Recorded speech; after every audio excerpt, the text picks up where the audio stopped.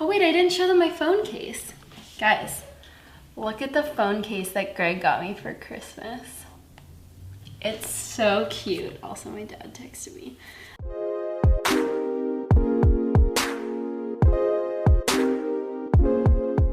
Hey guys, it's Liv. Welcome back to my channel. Today I decided I wanted to do the 2 meal ideas that I make pretty much every week. I don't venture out that much with my meals, especially when I'm like not filming for YouTube. I tend to eat the same stuff a lot of the time, and I know a lot of people are the same way. So I thought that it might be interesting for you guys to see the kind of stuff that I just use as my repeat meals because I like them so much. Let's get into the first recipe.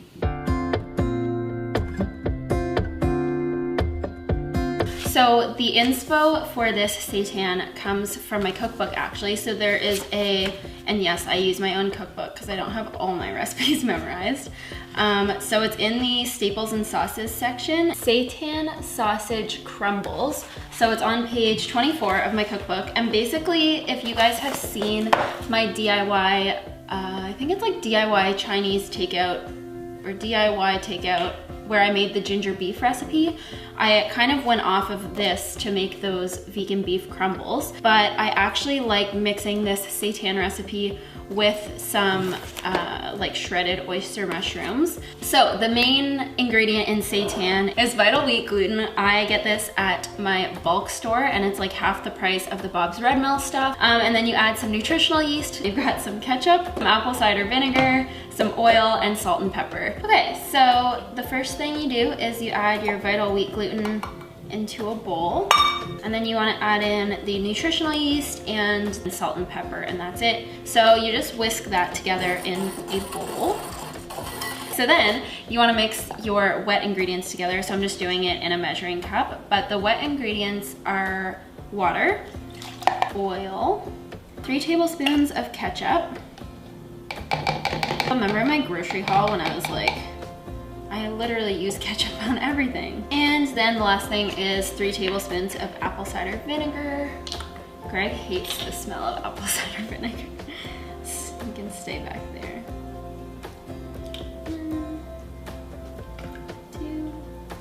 1, 2. Then you just want to whisk it all together. Obviously the oil will kind of like stay separated, but this is what I need my mini whisk. People make fun of my mini whisk, but like, so much better. So then you just want to add the wet ingredients to the dry.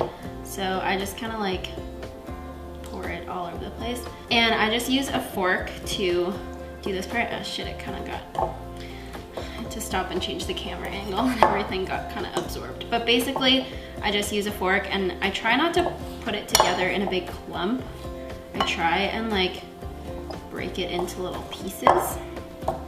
But you want to do this right away when you pour in the liquid, or else it'll kind of just start absorbing and turn into a giant clump. So then I just use my hands, and you guys have seen me make this before, so I mean, it's not new to you. Unlike regular seitan, you don't actually boil this or steam this, you just straight up pan fry it.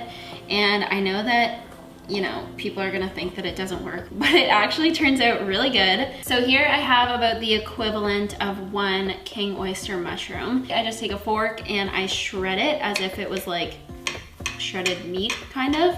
That's the texture we're going for. So it kind of looks like shredded chicken.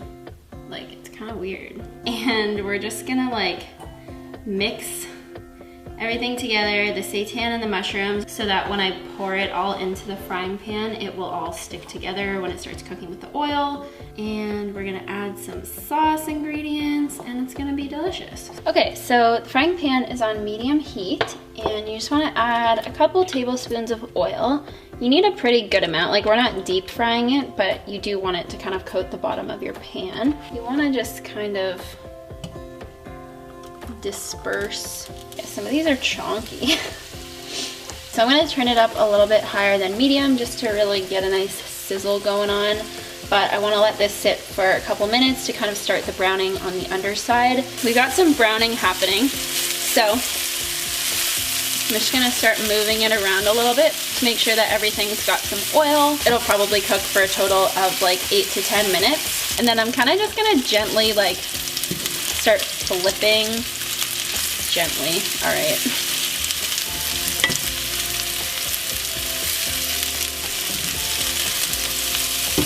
We're getting a little nice and brown and crispy. So the sauce is a mixture of some soy sauce, or I'm just using this Coconut Aminos, which is like a soy-free soy sauce.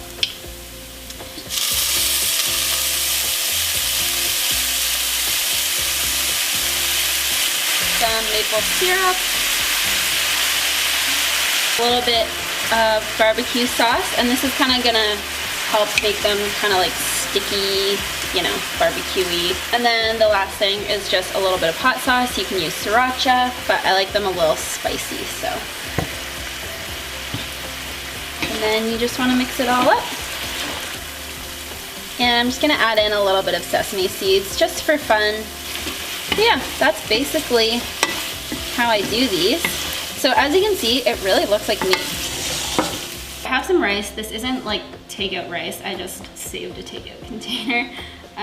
This rice is from like 3 days ago, but you would normally just cook yourself some rice. Here I just have some steamed bok choy. Bok choy is literally my favorite vegetable ever, but if you want to do like steamed broccoli or I don't know, whatever kind of cool green vegetable, because I think green is the coolest color with this, they literally look like chunks of ribs. And voila. I wonder how long this would have taken if we weren't filming it. Maybe like 20 minutes? There you go.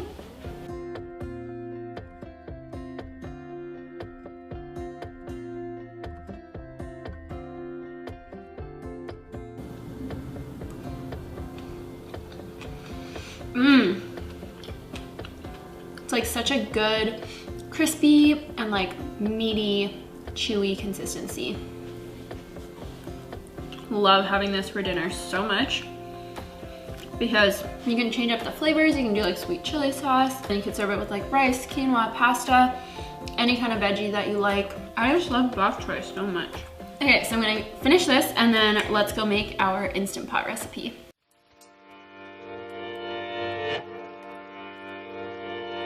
I do not know how many people message me when I put a little thing up asking who had Instant Pots and if you guys wanted to see Instant Pot recipes. You wouldn't believe the amount of people who said yes, they have an Instant Pot and they have never used it. So this is my one pot creamy tomato pasta. The base of it is 5 ingredients, and then you can add in anything like any kind of veggies you like, any kind of mock meats.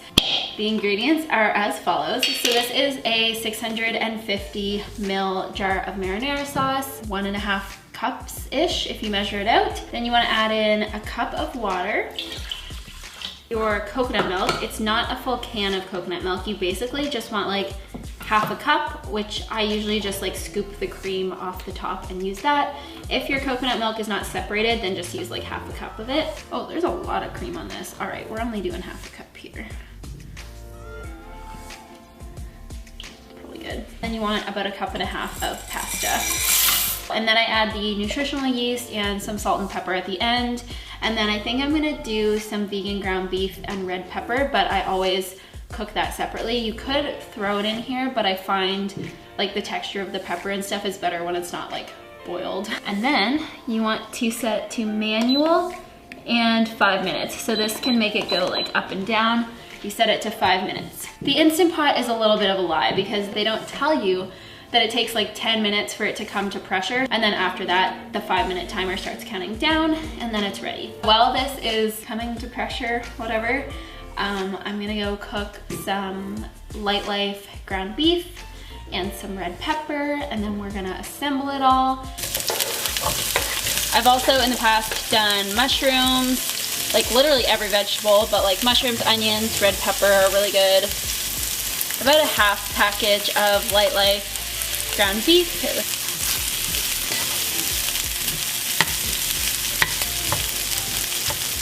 When the Instant Pot is done, it turns on to this like L001 or like 2, 3, 4, it counts up. I don't know what that means, but basically that means it's done. It beeps when it's done. And so you wanna remove your face and hands from the premises of the valve and release the steam. It's gonna look a little like soup on top, but once you stir it, it's all combined.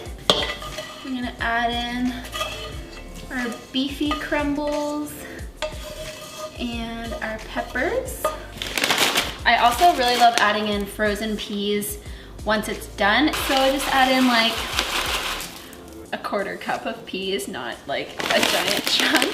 Finally, some nutritional yeast and salt and pepper if you'd like. So I do maybe like a couple tablespoons, like 2 to 3 tablespoons of nutritional yeast. A pinch of salt, a pinch of pepper. You stir it all. And I just leave it on like the keep warm setting for maybe like 3 minutes, just until the peas kind of heat up and everything gets incorporated.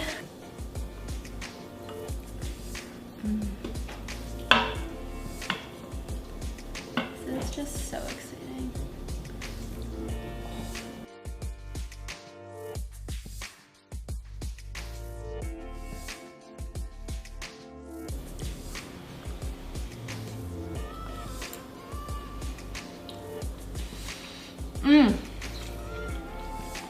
So thank you guys for watching this video. I hope you enjoyed it. I'd love to know in the comments what meals you guys make on the reg. Willa.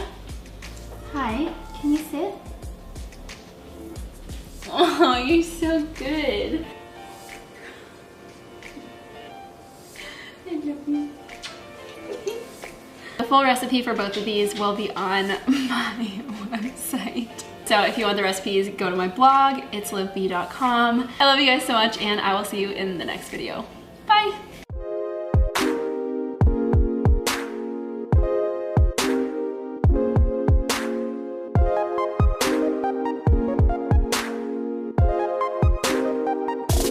But, oh my God, did you hear that? I'm so hungry. But it actually turns out, don't watch. Oh, spicy. What are we doing? Guys, do you want to see how big this baby is? I don't even think I can show you how big she is. Oh my God. This is my baby Willa.